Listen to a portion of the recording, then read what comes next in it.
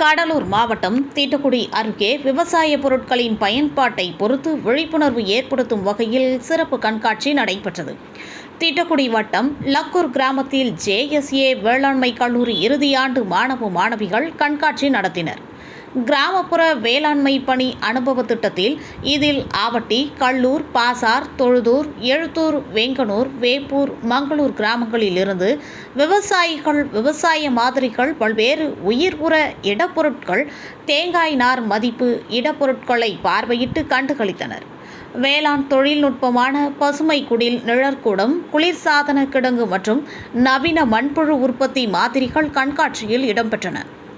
கண்காட்சியில் வேளாண் சிறப்பு விருந்தினர்கள் கடலூர் மாவட்ட வேளாண்மை துணை இயக்குனர் லட்சுமிகாந்தன், தாளாளர் Joseph, Andrews matric higher secondary school முதல்வர் Thomas Mariselvam, chairman Jayaraman, secretary Aruna, நிர்வாக இயக்குனர் மகேஸ்வரன், கல்லூரி முதல்வர் லட்சுமணன் மற்றும் இருபால் ஆசிரியர்கள், மாணவ மாணவிகள் கலந்து கொண்டனர்.